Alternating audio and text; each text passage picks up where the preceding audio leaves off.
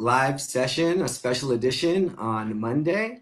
My name is Mike Young, and I am one of the two co-interim executive directors of PASOS. And here we are, and an anthropologist. My background is anthropology, which will come into play in a little bit. And today, myself and my co-host Ivan Segura are going to be talking about Indigenous peoples. Ivan, if you'd like to introduce yourself. Hey everybody, my name is Ivan Segura. I'm the program manager for the Hispanic Latino Affairs Division at the South Carolina Commission for Minority Affairs. I'm also the executive director of Palmetto Luna Arts, which is a Latino arts nonprofit that fosters Latino arts and culture in South Carolina. Yeah, so the purpose of this Facebook Live is to focus on the vibrant Indigenous cultures from the Americas and celebrate their achievements, contributions, and talk about how we are all interconnected. Whether you know it or not, we've all benefited from their efforts and in one way or another had a hand in shaping our lives and our own cultures. When we celebrate diversity, we get to hear new stories and ways of looking at the world. So we wanted to start off by embracing the beauty of cultural expression, and that's really what Ivan does with his work with artists and everything. But we want to share a commercial. It was made by a Mexican company that embraced the Aztec language, origin, story, and some of their striking imagery. So here we go.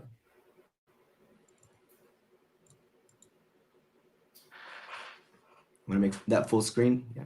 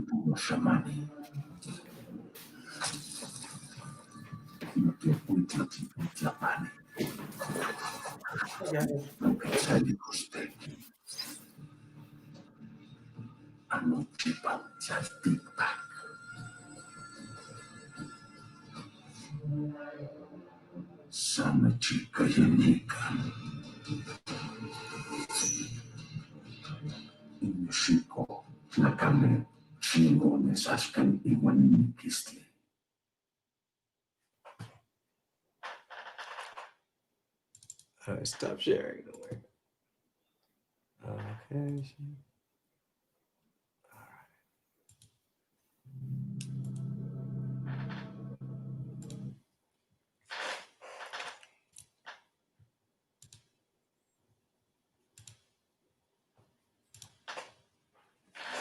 All right. What do you think about that, Ivan? Como dice, like it says in there, chingones hasta la muerte, no? And I think this is kind of like one of the conversations we had last week and why we wanted to do this chat today, just to talk about like how beautiful and how important and how much impact those civilizations have. Even nowadays, some of their contributions are still there to be seen. Some of their contributions, we still have an effect on that. And in all this idea, and we understand that there is some controversy about this day, and people say we shouldn't be celebrating these days or not, and yes, and we wanted to just not step away from that, but also, hey, let's give us an opportunity to also talk about these civilizations. Let's talk about their contributions, and let's not forget that, because I feel like sometimes, and we've seen it that today, like people start talking about, and they just engage in one issue, which is like, well, this or that, or it's like, well, what don't we talk about the beautiful civilizations that we have for the indigenous peoples in here? And I was very excited that you guys have this idea of having this talk today, and thank you for the invitation. Yeah, and I think, we need to view our differences in the same sense of like, these are human achievements, right? It's not just one group or that group or this compete. It doesn't need to be a competition. Like it's a beautiful expression of the possibilities that humanity can produce, right? architecture and all these things. But also, for example, that was Nahuatl. That was the language that commercial was in. And that was the language that is still spoken, but it's the Aztec language. And just to give some facts related to indigenous languages, there are over 400 indigenous languages currently, which means there's always been more being spoken in Latin America. There's 167 just here in the United States. Navajo is the most spoken Native American language with 170,000 speakers. Where I did my research in Guatemala with the Ekchi Maya, there are 21 nationally recognized indigenous languages, and they have numbers upwards of about 1 million. Yeah. So this is a large piece of the Americas, and these aren't dialects. I like to make a big point about that. Dialects, calling the way that an indigenous person speaks a dialect is a way to kind of make what they speak inferior, by saying, oh, it's not a language, it's a dialect. There are languages that can express love and how to raise children and grow plants and talk about the stars and make a religion. A dialect is like saying y'all or saying, hey, it's in the same language, but it's regional. That's just the difference. The difference is that a dialect is just a regional form of a language. But yeah, so. And like you mentioned, that the importance of these cultures and this civilization back in the time, and something that I'm always struggling to when I talk to people about like what I mean, the conquest and what happened when the Spaniards came, and this idea that the people that were living, the Americans, were uncivilized, and you sometimes get to refer to them as savages or people that didn't understand. And I'm like, do you realize that they have whole cities built hundreds of years before they even came in here? Like the Mayans, I mean, they come from like 800 before Christ to like 500 after Christ. And like we're talking about 1,000 years of this civilization growing, learning, developing concepts very, very specific in astronomy. They were very good in math, and they have all these cities built, and the tax system that they had to get taxes from other. I mean, these were civilizations that were there for years. I mean, hundreds of years before another civilization came to them. And it's just like that's something that we always need to emphasize and say, hey, these were very, very smart people. And it's been proven that, for example, the Incas down in South America, they were performing brain surgery. Like they actually cut people's heads and got out when somebody had an injury or something. So it's like, and we're talking again about like 1,000 years this was happening. No, this was very, very intelligent people living in here. It's just like the system that they have in living. It was different than what you will know from other places. But it's just amazing that these civilizations were there like thousands of years ago. I mean, at least 1,000 years when the Maya were there. And the Aztecs, I think it was 1521 when their empire fell. But it's important just to talk about like their contributions too. Yeah, the magnitude of these sites is incredible. For example, Teotihuacan, right, which is near Mexico City. The population of that area and the giant like the Pyramid of the Sun is massive. It's one of the largest in the world. But there was 125,000 to 250,000 people living there at 500 AD, which was like bigger than most European cities at the time, right? So somehow they figured out a system to feed and organize and coordinate efforts, to build these giant, pyramids. Yeah. There's these things that were documented called the Chinampas, which were around Mexico's, Tenochtitlan, which is now Mexico City. And what Tenochtitlan was a floating island city. So they had these aquifers that they worked with the natural system to filter and create pools and water and irrigate and create fisheries. And it was this like, they spoke about it with such like incredible like awe that they were able to manipulate nature in such a balanced way that it struck the people who encountered it from Europe that like this is a whole nother world. And from Tenochtitlan, and the reason why they found it in there is because they had this. They were waiting for a sign that was going to say, "You're going to see an eagle eating a snake on a cacti," and that's where they found it. So that's why they had to find their seed in there, and that's what we have in Mexico as our symbol in the flag. That's why that is a symbol. Is because Tenochtitlan had to be founded there. And again, it goes back to these were very capable, intelligent people, because they say, well, they didn't go around trying to look for the perfect place to build the city. They had the sign, and they believe in their gods and said, this is the place where you're going to have to build it. And it happened to be a lake. And that's what they had to do. What you're talking about is, well, it's in the middle of a lake. How are we going to do it? Well, they were smart enough to create the Chinampas, which is you mentioned, which is these floating structures where they can live and plan and do everything. Just like, well, let's figure out how to do it in here. And this is amazing. Also, you're talking about the pyramids and these huge structures, and that's when you hear somebody say, well, the aliens came in and helped them. Mm-hmm. And again, and this goes to what you mentioned before, is like, is taking away from them and not believing on their intelligence and not believing in their civilization, to assume the only way and the only reason you guys could have done this is because you had some help from somewhere else. And this is what we're trying to misspell when we do presentations and talk about those ancient civilizations in South America and America. It's like, remember, these were humans with a brain just like the one you have, with the brain that the one I have. And they were capable to do things because they didn't need the aliens to come and help them. They did it themselves. But for some reason, we're always trying to belittle them and say, hey, I bet I found on this little rock something that looks to me 1,000 years later, when I'm looking at it, it looks to me like a spaceship. And now we're going to call this the spaceman. And that explains everything, And Mike, I mean, this should irk you too, because you're an anthropologist. I mean, you have to be like, no, you don't. I don't need aliens to come and help me. I can do it.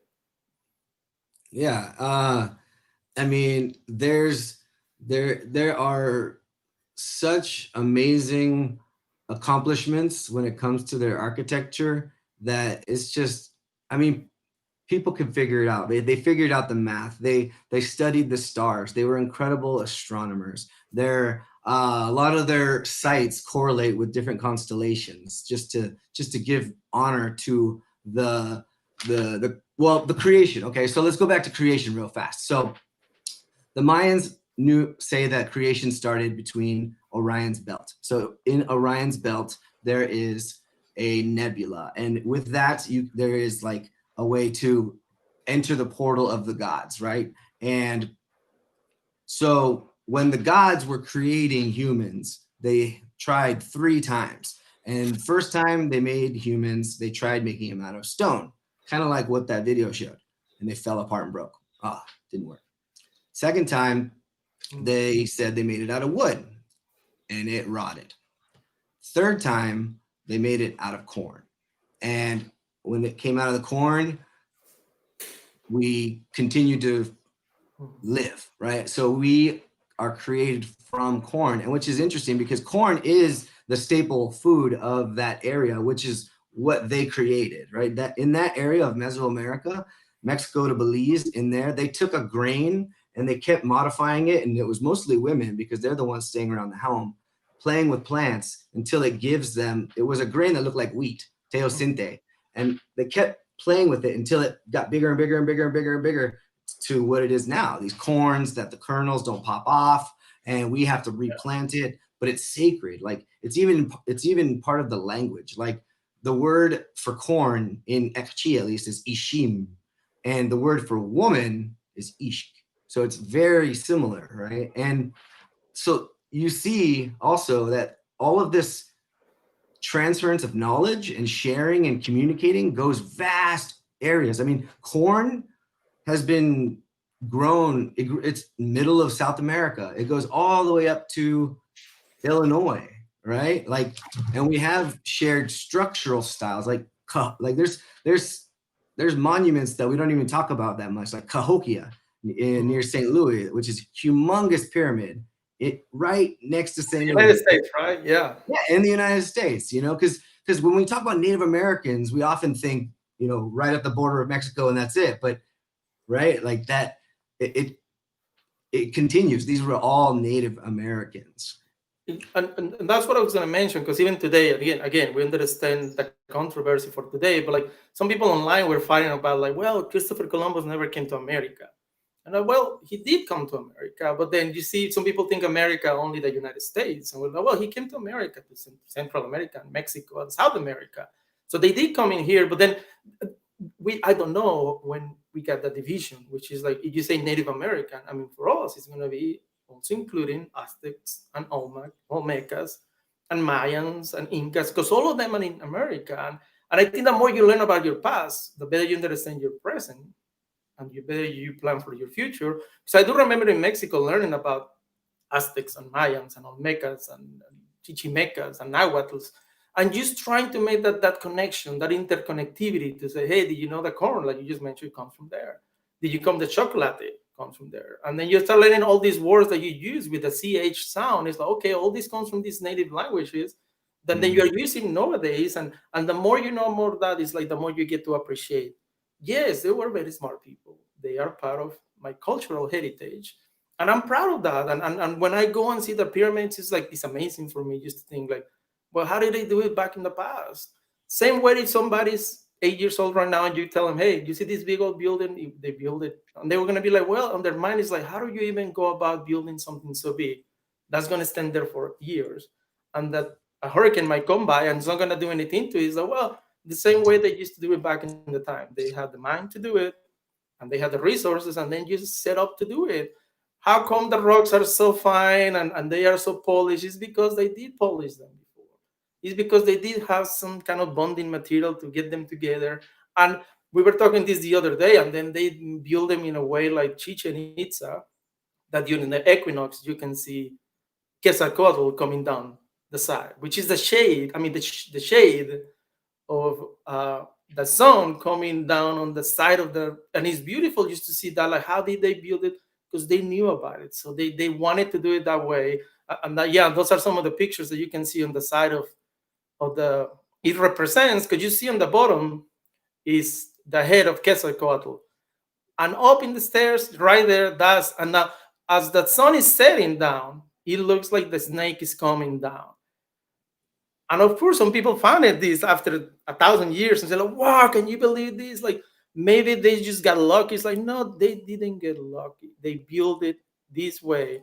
So in a specific day of the year, when the sun is exactly where it's supposed to be setting, this is what you're going to see. So how intelligent they had to be, right? It's just, again, it's humans that we're living in this earth in a different time that we are right now.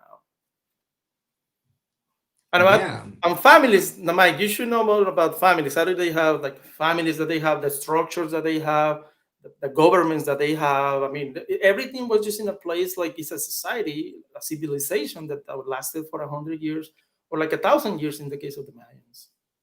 Yeah, and we borrow, like you say, we're all interconnected, and it's influenced our life, our culture, without us even knowing it, right? Chocolate, I mean, that's everywhere. That was created in Chiapas, Mexico. Corn, bananas, these kinds of things are part of life. But words like hurricane, huracan, it's Taino, right? So it's like when you first encounter something new, you ask, what is that? You know, and they tell you what it is, and then that becomes what you call it. But people don't question the origins, like, oh, it actually comes from another language, right? Hamaca, hammock, that's also Taino. But a funny story, though, is that they say Yucatan, right? The Yucatan Peninsula. The story goes that somebody showed up and said, hey, what do you call this place? And they heard Yucatan, and they're like, okay, this place is called the Yucatan. But when you look up in Zapotec, which is the language that was spoken there at the time, Yucatan means, what'd you say? So you get this mixed kind of history a little bit too. But yeah, when it comes to family structures and everything, I mean, I saw some beautiful ways of connecting when I was in Guatemala, like whole communities, honestly, raising the children together and doing everything together. And one of the most amazing aspects of their community level of connection was, so they each have corn plots of land that they need to tend to, each family does. And it's, let's just say, 2 acres. Well, that's a lot of work for one person. So they make a schedule of 20 families. They'll group into 20 groups of families, and each of them will get their corn planted by the entire group, but they have to supply dinner the night before, breakfast the day of, and lunch after the planting.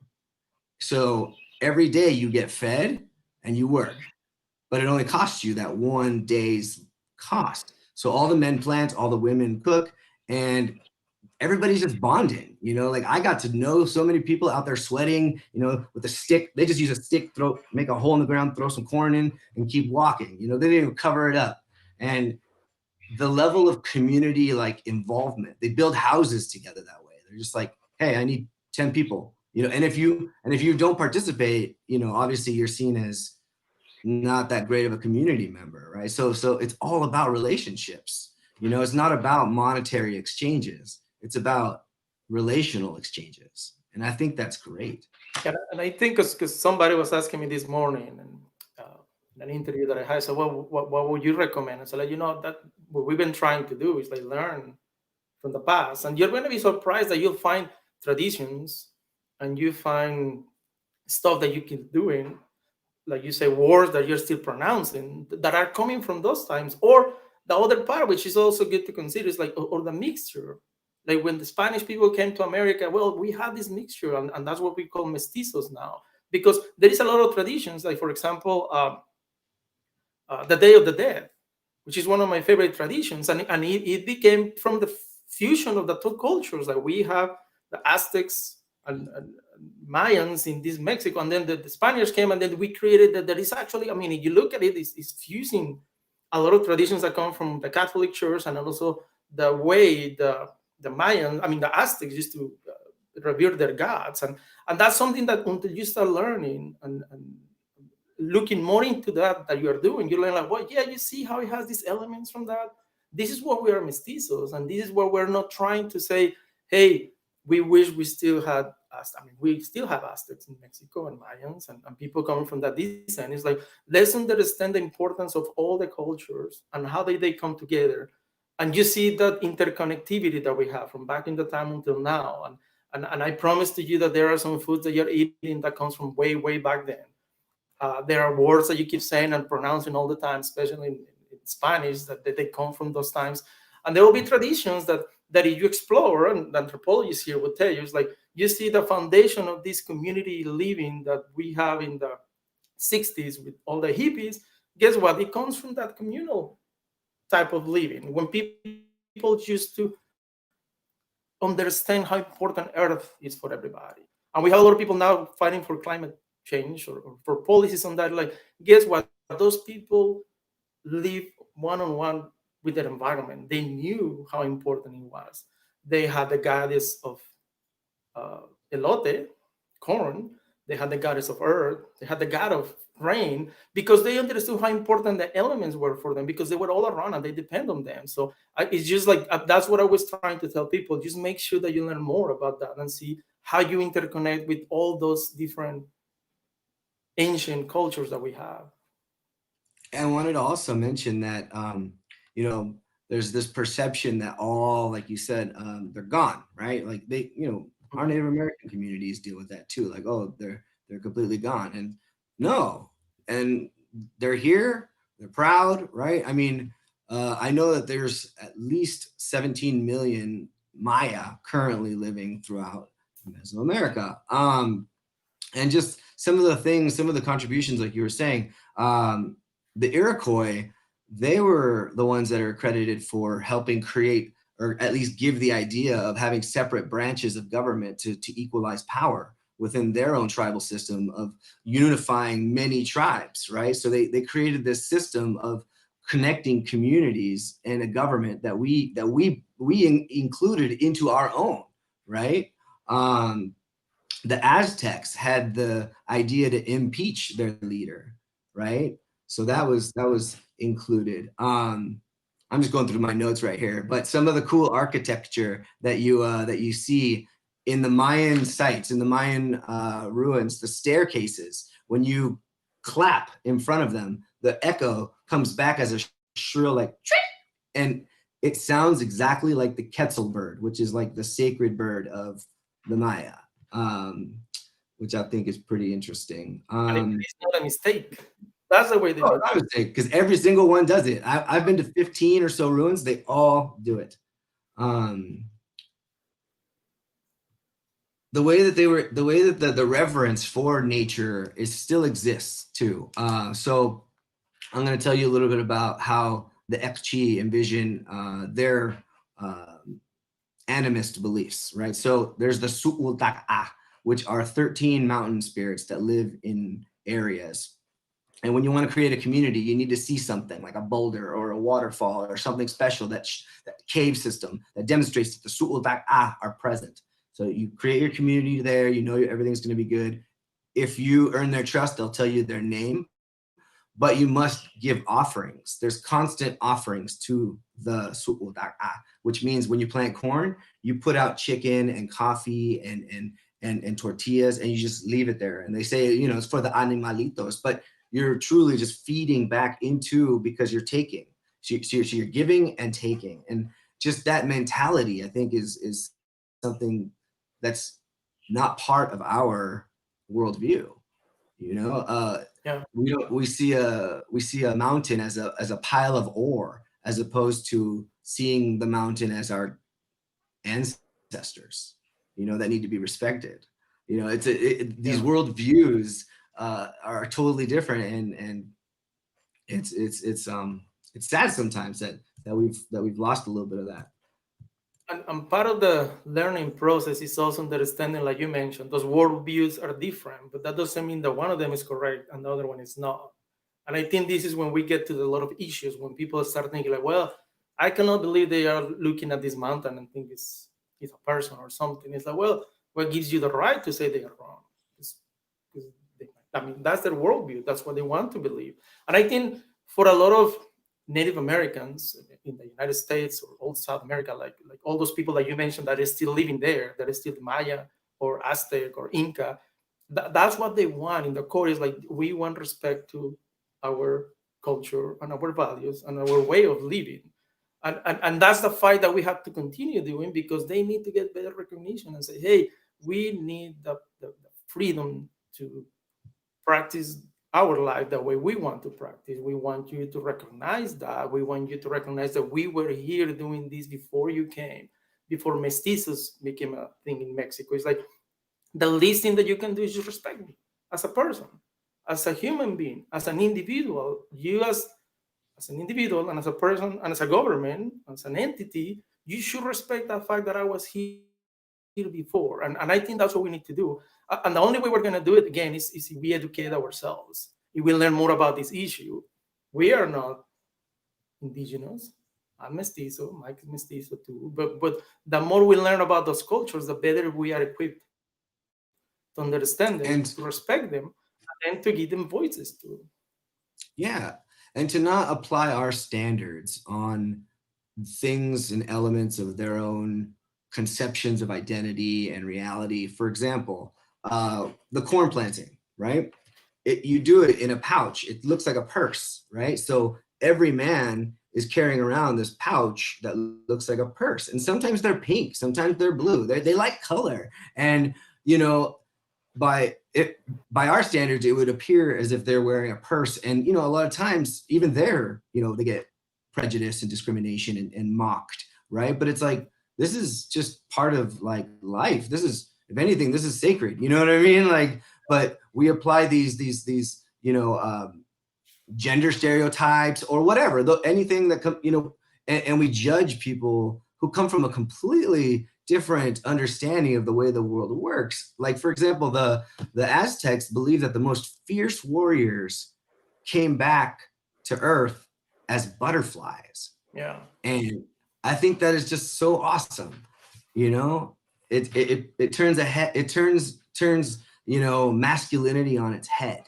you know? Because in the ways of treating Earth, I mean, we have a lot to learn from these indigenous people. Like just the way they interacted with their world, with nature, with everything around them. I mean, now in these times, I mean, we have a lot to learn from them, and we should be listening to them and saying, "Hey, why is this important?" Like what you shared about, like, yeah, right before we're gonna plant, or if we're gonna have to take one tree down for this, then we have to give something back to nature, and that means like all the animals in there, all the insects in there, all the plants in there, and everything is like. I mean, of course we can learn from that, but I feel like at some point we get to that when we say, like, oh, okay, and we started all of this mentioning that how we consider them like less intelligent because they speak a language that I don't understand.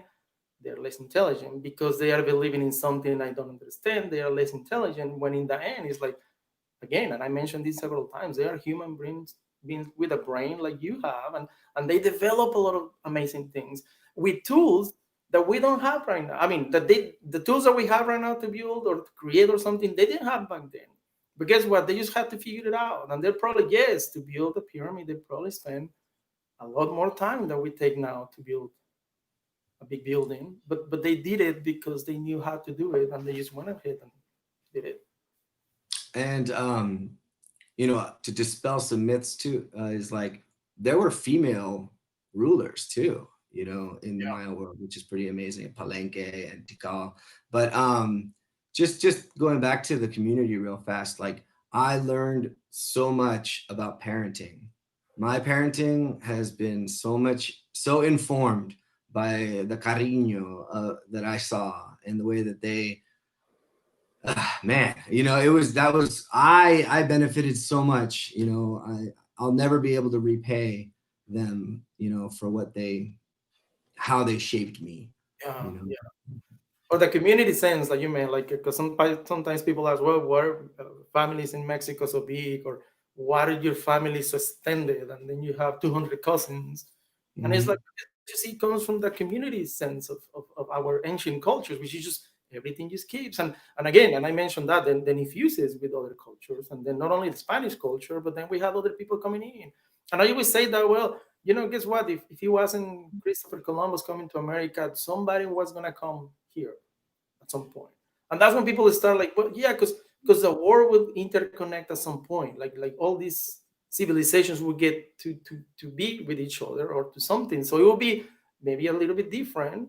Hopefully it will be a little bit different. But the point is like that was to happen at some point. And I guess now people, I guess what I mentioned before, what I learned from indigenous people is always saying like, hey, all we're asking for is respect to our The and respect the our traditions, and just for you to listen and give me a seat on the table and tell you why it's important that you recognize that.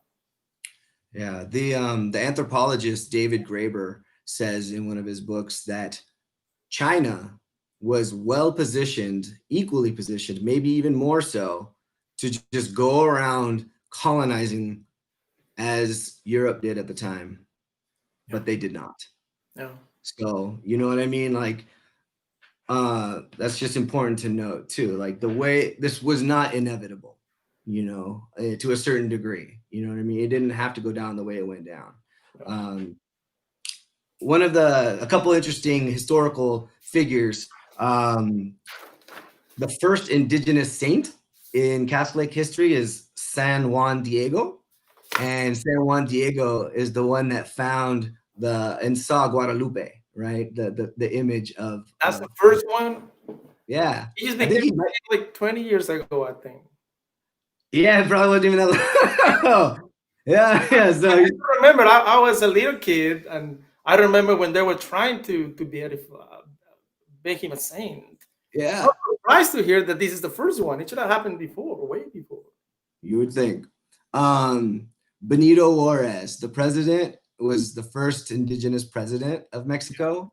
I don't know if there's been any since, but um, a little bit of history that I like to throw about Benito Juarez is that Benito Juarez got a thank you letter from Abraham Lincoln because he was president during that time. And when the French came in to fight at Puebla, and we won, and Mexico won, which was Cinco de Mayo, right? The French were planning to go into Mexico and then go north to support the Confederacy. But Mexico took them out, and the Confederacy did not get that support. So Abraham Lincoln personally wrote him a thank you letter, which I think is awesome. And he was an indigenous president, right? So that's kind of cool. That's why Cinco de Mayo is very important for Mexican Americans. And that's when the other controversy is always like, well, Cinco de Mayo is not Independent Days of Mexico. Or people that come from Mexico, like me, that I'm immigrant. I'm like, why you guys celebrating Cinco de Mayo? Yeah, that's the time when we won the battle with the French. But they don't say that they came back later, and then we didn't win. But then when you learn your history, you learn like, no, it is important because people in the Mexican Americans were supporting Benito Juarez for that. So like, if you can stop them there, then they won't come over here and they won't be able to help the other side.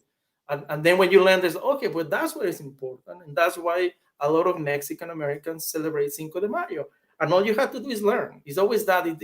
That's what's gonna stop you from being an ignorant in this topic and many others, is just learn, educate yourself.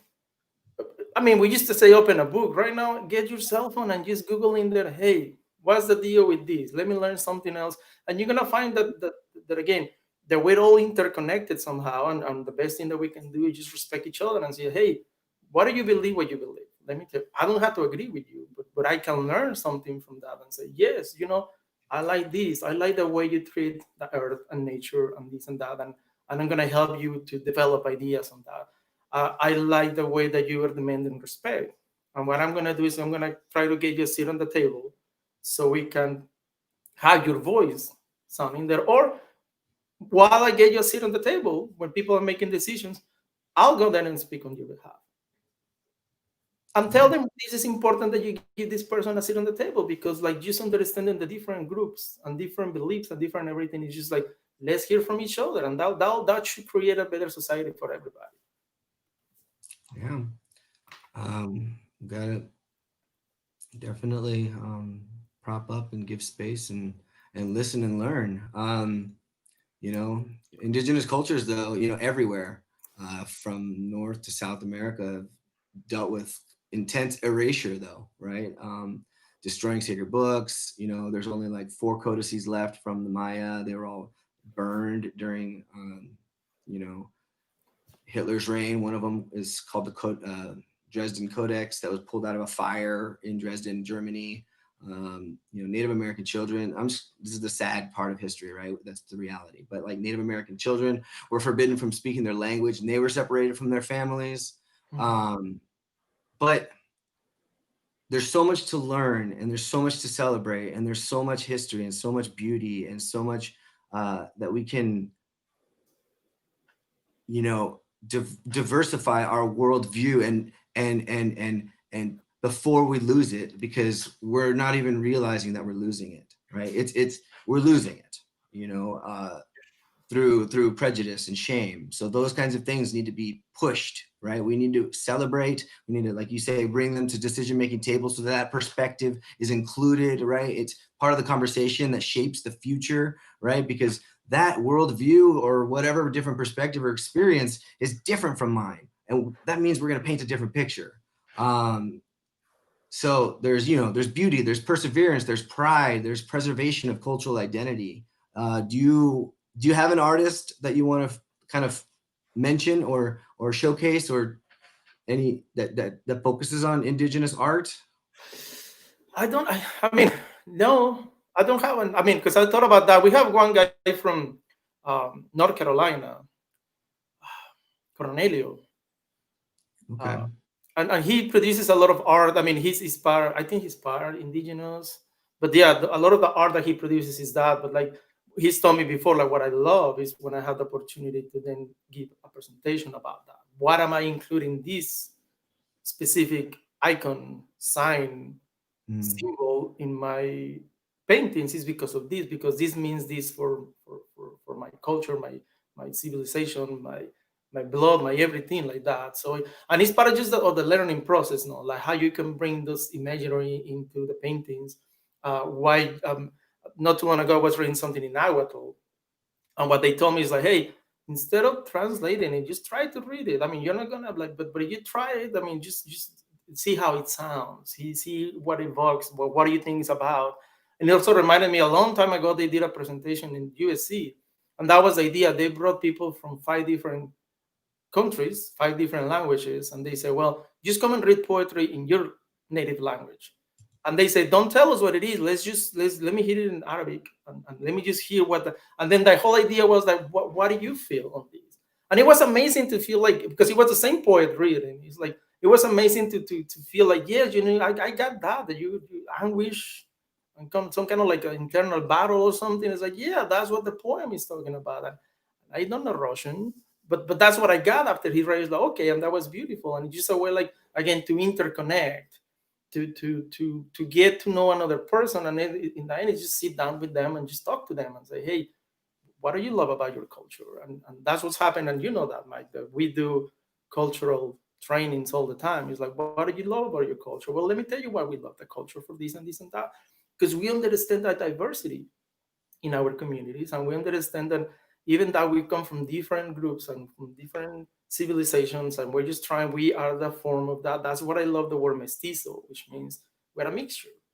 We're a little bit of everything, and we need to understand that there is like, no, you're not just this guy. I mean, you have a little bit of this little group, and you have a little bit of that, and you have a little bit of this, and you have some Spaniard in there, and you have some from other parts of Europe, and everything, and that becomes who you are. And the more you know about it, the better as a person you're going to be. Well, this has been awesome. I'm really glad we organized this, and thank you for, being my brother and working on these issues together. Boom. What I'm thinking now for the next one, we need to get somebody, an indigenous person, to have a conversation. That might be a good one. And that's what I love, these PASOS conversations that you guys are having, because it opens that opportunity. And finally, now that everybody through the quarantine learned that we can do technology, that we can do the camera things, like let's try to open, like I mentioned, open an opportunity for somebody that can come and so we can hear from him or her what they love about their culture, and we'll find somebody. Yeah, and this was a last minute thing. That's why we just kind of, put it together. We just thought it was really important. So thank you all for watching. Share and make sure you give Commission for Minority Affairs a like, Palmetto Luna, and PASOS